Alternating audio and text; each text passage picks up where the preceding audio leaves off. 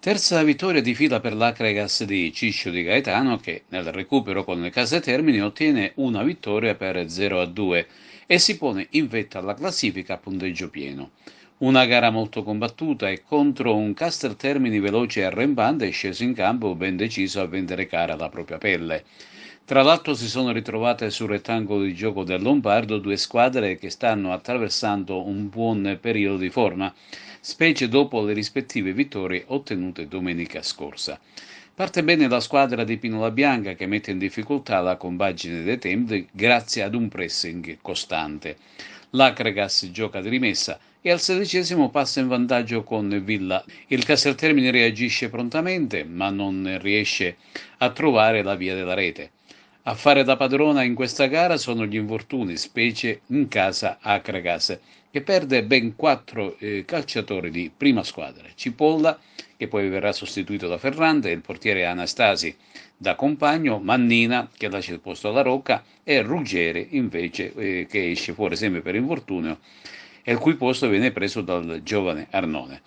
Per la cronaca un paio di essi sono dovuti ricorrere anche alle cure dell'ospedale per ulteriori accertamenti. Nel secondo tempo un tiro ravvicinato di Silla viene respinto da compagno, che salva il risultato.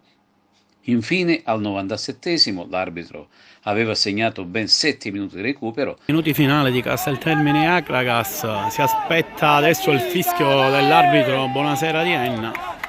Mediocre la sua prestazione. Acregas che sta vincendo 1-0, ha sofferto tantissimo in questo secondo tempo con il Casteltermini che ha sfiorato il pareggio. Intanto c'è Villa per Gambino, il raddoppio dell'Acregas. Acregas che chiude la partita dopo aver rischiato di averla pareggiata, però un Acregas che ha dato veramente il massimo, è successo davvero di tutto a Casteltermini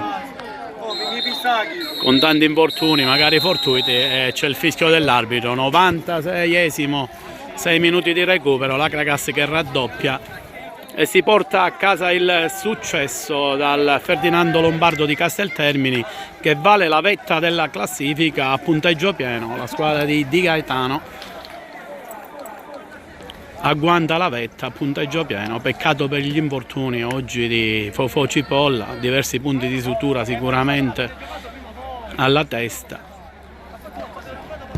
e l'infortunio del portiere Anastasi che si è stirato. Ha fatto la sua parte anche Compagno, che ha salvato su Silla il gol del possibile pareggio da 2 passi, è stato strepitoso nell'intervento.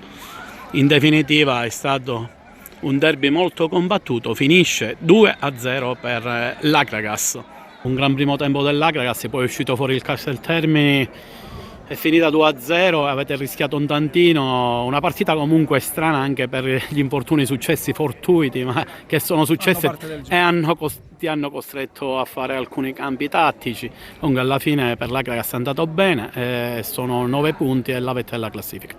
Sì, allora, così come dicevo alla vigilia, sapevamo di incontrare una squadra che secondo me è una squadra che a fine campionato si ritroverà nei piani alti della classifica. Questo è un mio pensiero e non lo dico solo perché ho visto oggi quello che hanno fatto vedere. Però come dicevi tu, il primo tempo non c'è nemmeno da commentarlo, perché comunque siamo stati veramente bravi, siamo stati sempre sul pezzo. La cosa che mi fa arrabbiare è che nel secondo tempo, così come già è successo la partita precedente, tendiamo più a gestire il risultato e quindi ad abbassarci un attimino e non provare a chiudere le partite. Ed è una cosa che non si sposa col mio modo di essere, quindi pian piano, è ovvio che siamo solo alla terza partita di campionato e sto cercando di farglielo capire ai ragazzi e di trasmetterglielo allenamento dopo allenamento, e quindi credo e sono sicuro che comunque col passare delle domeniche aumenterà questo arco di tempo in cui dureremo e saremo così brillanti come il primo tempo. Ma sicuramente poi il campo ha detto questo. Noi il primo tempo magari andavamo in difficoltà sulla gestione, diciamo, della palla che avevano loro.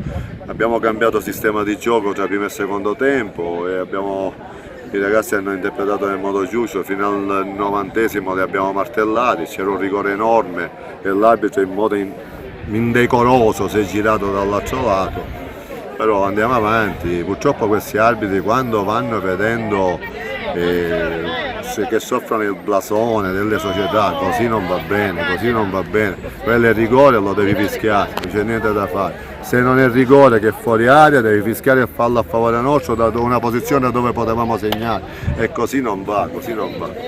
Comunque una bella prestazione dei tuoi ragazzi nel secondo tempo, di mettere sotto una squadra che punta a vincere il campionato non è cosa da poco, anche se i punti non sono arrivati. Io ti devo dire che secondo me, io non ho visto le altre squadre, ma è una squadra di grande livello, c'ha giocatori importanti, giocatori fortissimi. Onestamente sì, è vero il primo tempo, ma non possiamo giocare a questi ritmi per 90 minuti.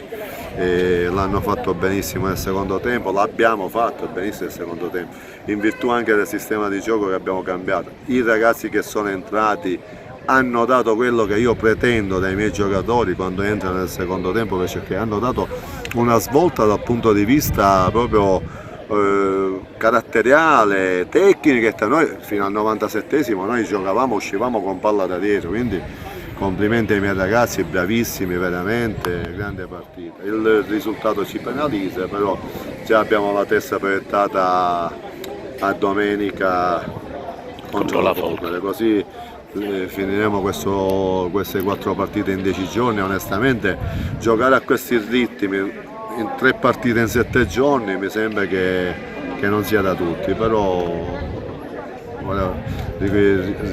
ricomponiamoci tranquillamente, riposiamoci perché abbiamo bisogno di riposarci e pensare a domenica alla partita con la Folgore.